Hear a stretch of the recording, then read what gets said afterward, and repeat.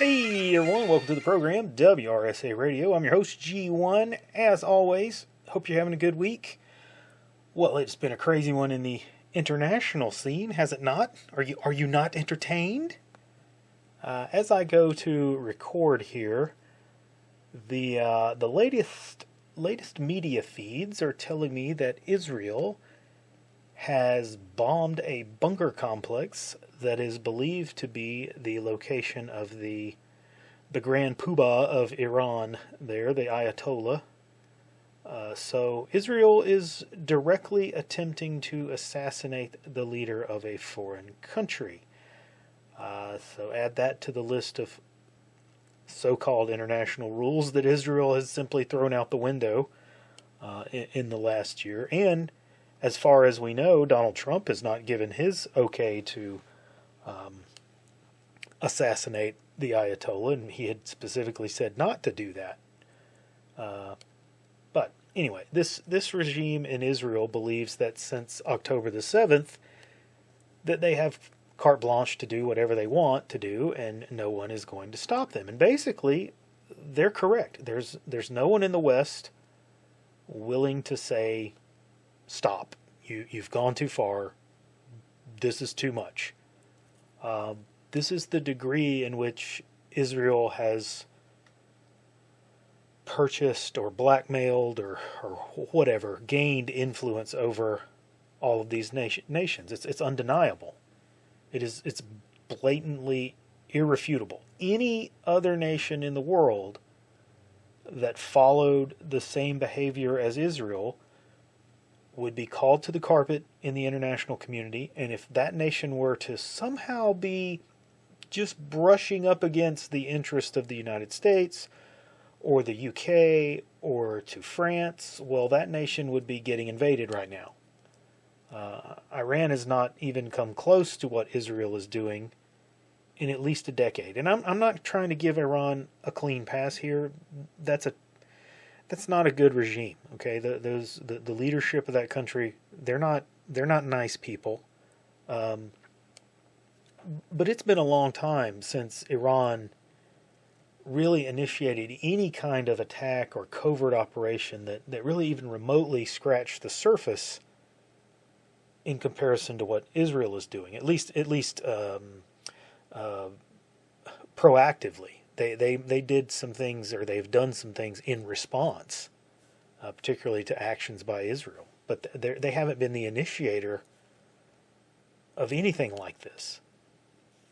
So last week, as I was finishing up the final touches on the show, I see postings that Israel has attacked Iran. Well, this kind of put a damper on my show topic, which was the No Kings protest, which, just as an aside, as I predicted, have just completely gone by the way. Nobody cares about that anymore.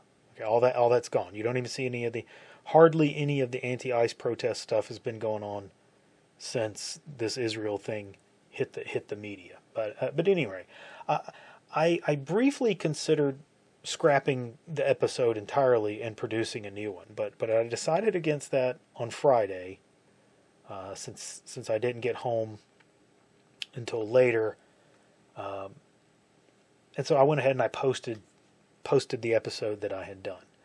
Thanks to all of you who still watched it and listened to the show, in spite of the far greater implications of what was going on and what's been going on for the last week. So Israel launches a surprise attack on Iran to wipe out its theoretical nuclear weapons program. And I say theoretical because I do not believe that they really have much of a nuclear weapons program.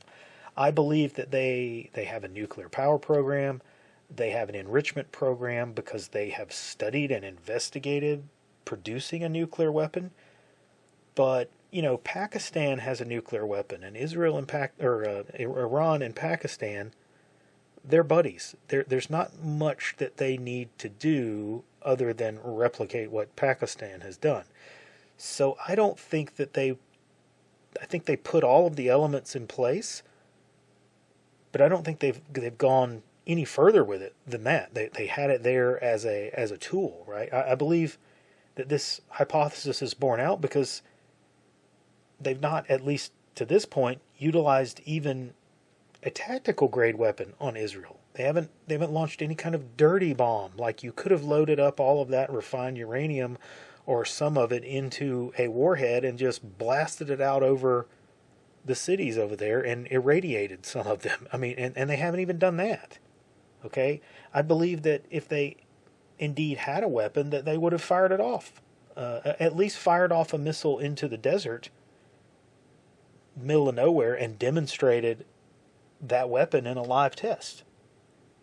At which point they would then, order Israel, hey, you better stop what you're doing or else. And that hasn't happened. So I don't think they have a weapon.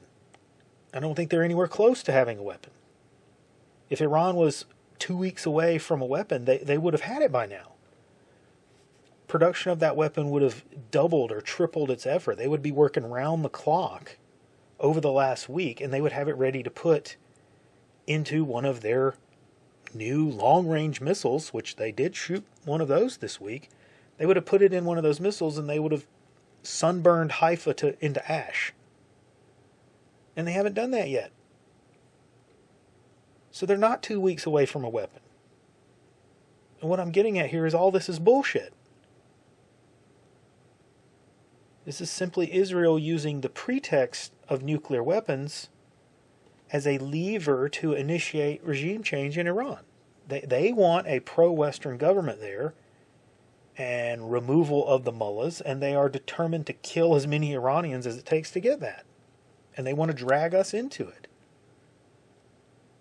This is not really a mystery. We've talked about this before on the show. Israel and the AIPAC lobby have de facto control over the U.S. Congress, and provided that their goals and desires run parallel to the U.S. deep state, they essentially get to do what they want. They wanted a war with Iran, so we have one.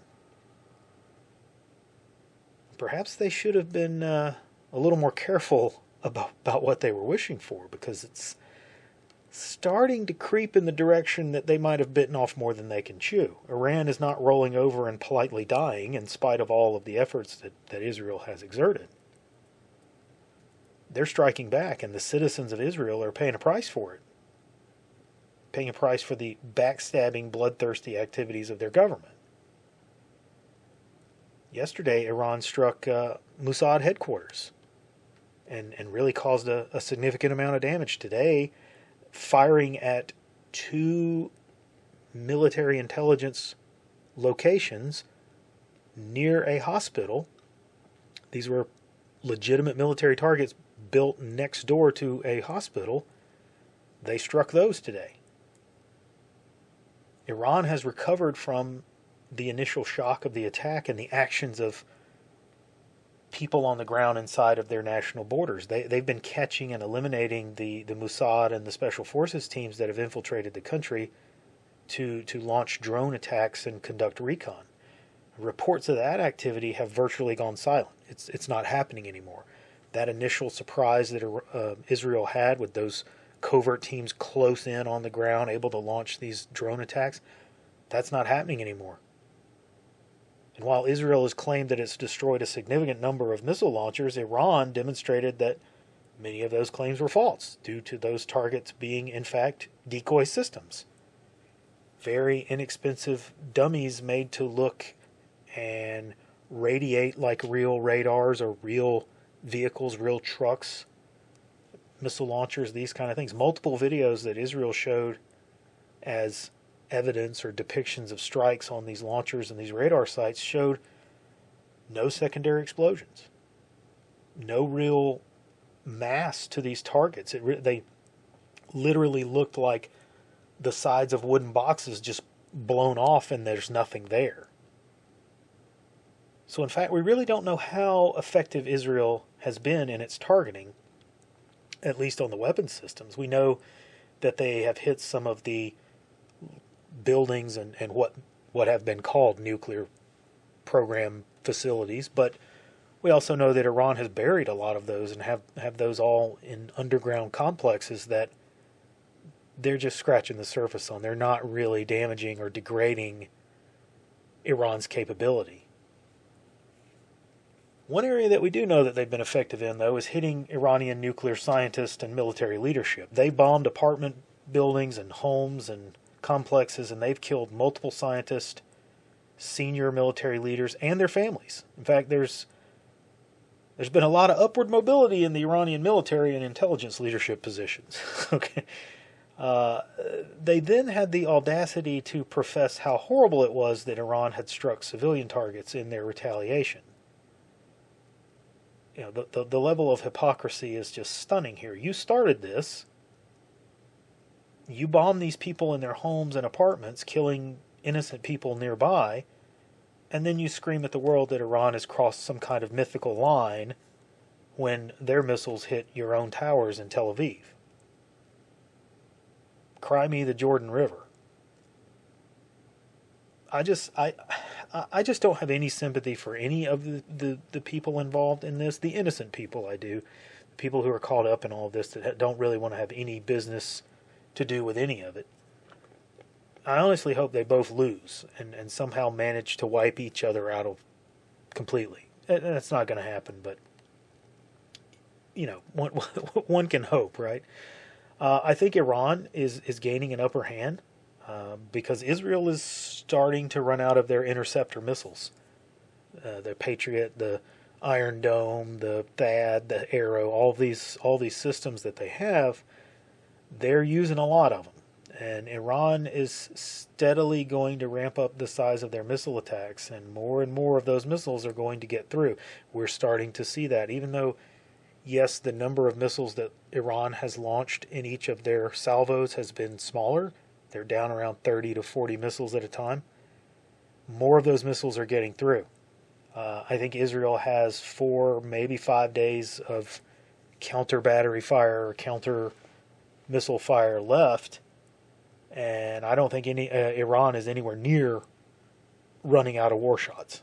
I think this is exposing a serious flaw in Israel's plan. I think they wanted to punch them in the nose and then run screaming to help, for help to President Trump, and expect that the U.S. would jump in and start throwing our weight in there and really degrading Iran faster and faster so that they could not retaliate. That ain't happened. Okay, in spite the flack that President Trump has been getting, he hasn't jumped in. So let's look at that and let's ask some questions. I am disappointed, though not surprised, at President Trump for going along with this plan, at least in public. What we've been told is that President Trump was briefed on the attack plan back in February, before these negotiations really got into play. It's been said that Israel and American planners and intelligence, whatever, they came to the president, they laid out this plan of how to attack and take out these facilities. And it included assassination attempts on the high-level political leadership in Iran. And he tells them, no, this is fine, we will make preparations for this, but we're going to bring them to the table to negotiate. And if we do it, we're not going to go after their leadership, their highest leadership. We're not going to go after the Ayatollah. Okay, that's off limits. He says he gives Iran 60 days to decide what they want to do about this nuclear program, and Iran didn't make a deal, so he agreed for Israel to attack. Now, I think that is playing for the public. It's kind of after the fact. It's face-saving. What I believe really happened is that President Trump was briefed about this, and all of that happened. And then I think Trump was close to a deal with Iran.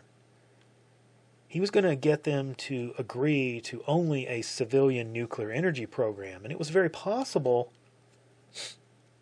that Iran was going to agree to that at the meeting that was supposed to take place last Sunday. But there was a problem with that, however. Iran has said, and they produced evidence to support this, that in an intelligence operation that they had cracked into Israeli systems, data systems, and they had stolen a trove of documents and information that detail Israel's not-so-secret nuclear program. And I think there was a real danger for Israel that those documents were going to be put on the table at that meeting on Sunday and become a bargaining chip for Iran to keep its energy program. And I think President Trump was okay with that. I think he was willing to allow Iran to have a civilian nuclear energy program. He's just said, no, you can't have a nuclear weapons program. Israel doesn't want that, though, because this poses a problem for them. Israel isn't just after a nuclear-free Iran. They don't care about that. They want new leadership that they can control. As an example, see what has happened in Syria for the model that they were trying to implement in Iran. They wanted an Iranian regime, an Iranian leadership that is beholden to Israel. Iran getting a deal with Trump was not going to work for them.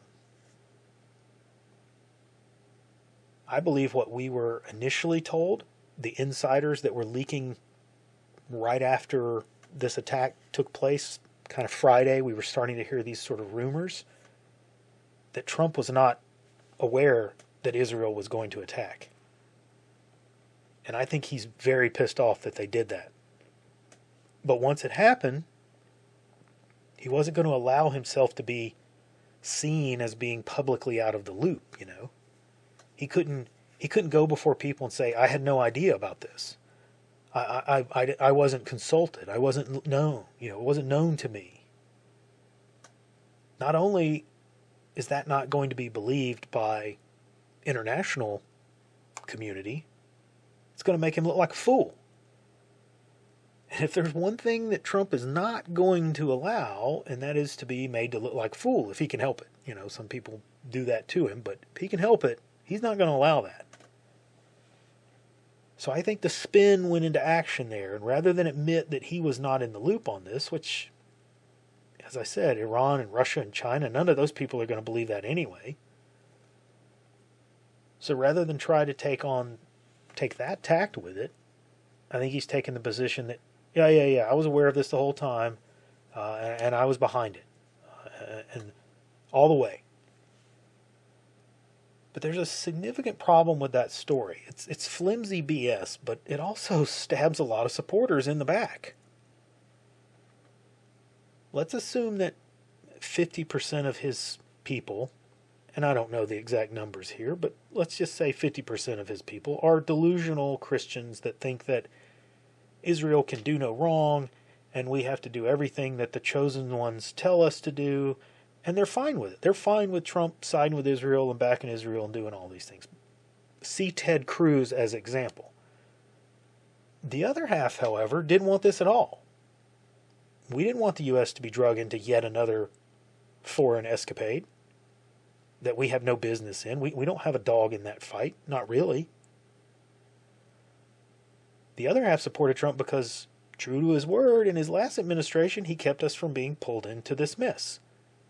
They tried this in his first administration, and he resisted, and he said no. Now, he's walking an ever more slippery tightrope, trying to split the baby in half and support Israel, or at least be seen to support Israel. But I really think that he's trying to keep U.S. forces from doing anything more than, well, we'll shoot some drones down for you, Israel, something. We can be defensive over Israeli airspace, or Iraq, because we still fly over Iraq. But we're not going into Iran and start dropping bombs. It's kind of a half-pregnant approach with what he's doing to this whole matter, but I think that's what's going to happen. I think that's where he's at right now. I hope he manages to walk this line. But one thing that I fear is that he's exhausted the credibility that he had with Russia because of this. You know, what incentive do they have to continue even talking to him about Ukraine when they see the exact same tactic being utilized against them? They come to the table, you talk peace, and in the meantime, covert forces sneak into the country and launch a crippling Pearl Harbor type attack on their strategic bomber forces. We see the same thing that happened in Iran. Yeah, think that Russia has any incentive to take these peace talks seriously. And I don't think we're going to see any kind of agreement that is remotely favorable to Ukraine in the next few months. I also think that what you've done is you've backed Iran into a corner. This regime that is in Iran, in order for them to survive, they must get a nuclear weapon at this point. They must have nuclear weapons. They must be in a position that they can tell Israel, if you fly over our airspace, we are going to launch on you. Otherwise, they're going to be out. They're not going to be able to withstand this, the pressure that is being put on them. So Bibi has managed a twofer here. He has his war, and he's likely sunk the efforts to end the bloodshed in Ukraine. F that guy, okay? He is a monumental pile of camel excrement. F that guy. Unless Trump manages to pull victory out of his ass, which he's done before. If anyone can come out of this only mildly scratched up and bruised, it's Donald Trump. He said just shortly ago that he will decide if the U.S. is going to join the war in a couple of weeks, which is, I'm kicking the can down the road a little bit. We'll see what happens. And that's kind of what leads me to think that he is taking this walk the line tact. Because I think, it might be over by then. So maybe he has this tightrope all under control. Maybe he brings Tulsi Gabbard back into the limelight and vindicate what she said a few weeks ago. When the smoke kind of clears, he can say, see, Tulsi was right. All these generals and Congress people were wrong. I went along with them, and look what happened. I will not do that again. So I'm going to dismiss all of these people that were wrong. They're terrible. I believed them, and they lied to me, and they were wrong. And maybe the American people should dismiss these Congress members who brought us here. Wouldn't that be awesome to see? He could do that. I don't know, though. We'll see. That is all I have time for this week. Like and subscribe. Come see us over on Gab, Nice Crew, and the Cold Fury blog. And I'll see you on the next episode.